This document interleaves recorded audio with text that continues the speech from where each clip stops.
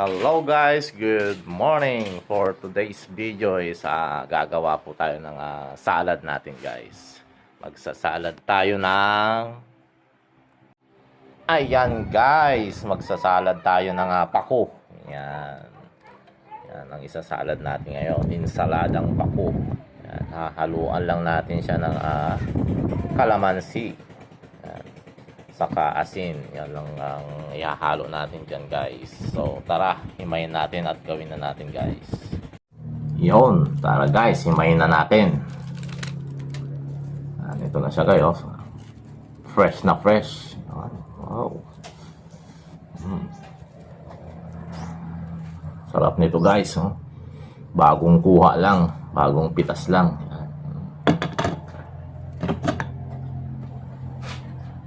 Hulog pa. Kumain natin.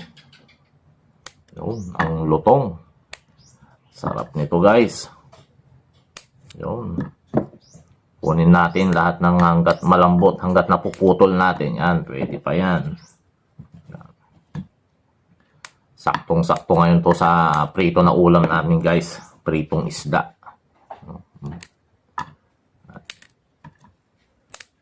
Ganito ako mag-prepare nito guys. Ito ang gusto ko dito, yung kwan lang siya. Hinihimay ng ganito, tapos lalagyan mo ng kalamansi, then asin. Yun lang, okay na sa akin. Ayaw ko kasi yung mga yung sinasawsaw lang sa bagoong, gano'n, yung parang iba yung lasa para sa akin. Dati hindi ako kumakain nito. Alam nung natikman ko yung kung paano gumawa yung tsuhin ko, kinaya ko, nagustuhan ko.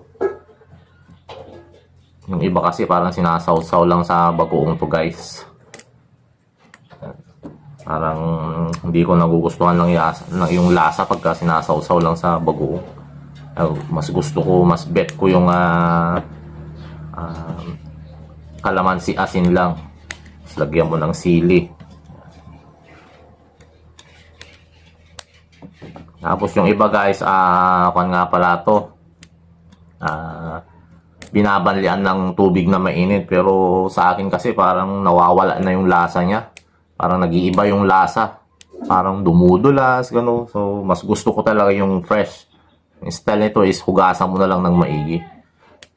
Kasi, hindi naman to madumi guys. Kasi usually, kinukuha naman to sa mga gilid-gilid na mga hindi naman to basta-basta tumutubo kung saan-saan na maduduming lugar. Yan. So, at saka malilinis naman ang mga ilog dito na pinagkukuhanan ng mga to, sa gilid ng mga sapa. Yan.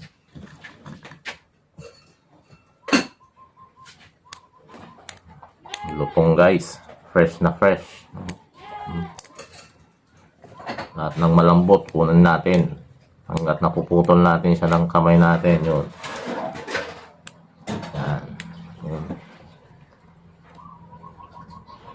Sugasan na lang natin siya ng maigi. Hindi na natin siya babanlian.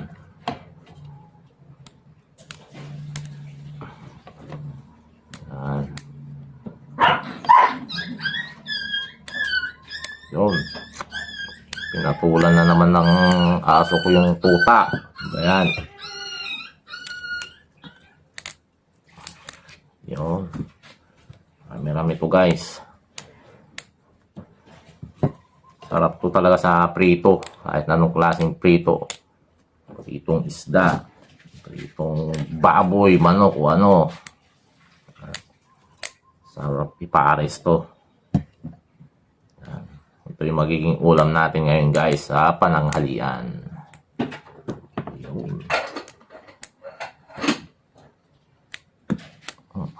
Basic. Yan. Tapos na guys. Hugasan natin na maigi. Tara. Ayan guys, nahugasan na nating maigi. Yan guys. Yan. 4 na beses ko yatang hinugasan to. Yan, para malinis na malinis. Yan. Dito na rin yung mga sangkap natin. So, lalagyan na rin natin ng sibuyas na pula para salad na salad talaga. Saka asin. So, tara guys.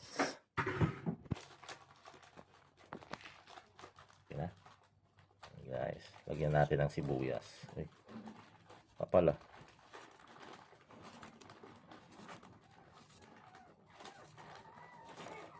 Yan. Para lalong sumarap. Para may medyo anghang-anghang siya guys. Hindi ko na siya lalagyan ng sili. Ganito na lang.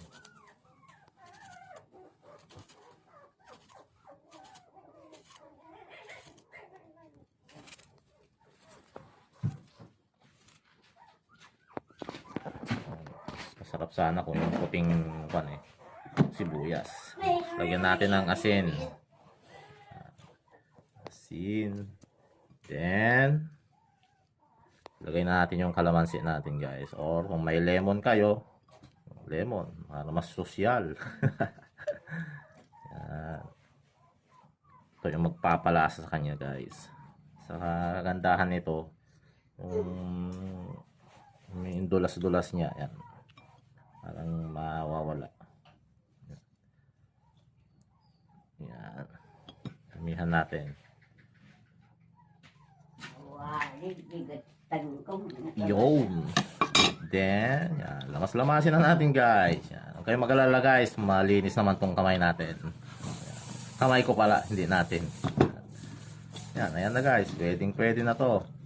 Paparis na natin to. Siyempre, sa prito. Yan. Pritong maliliit na isda guys. Yan. Man natin guys.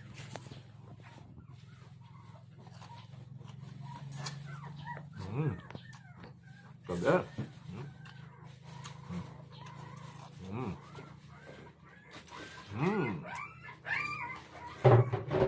Sarap guys. Saktong-sakto sa prito talaga.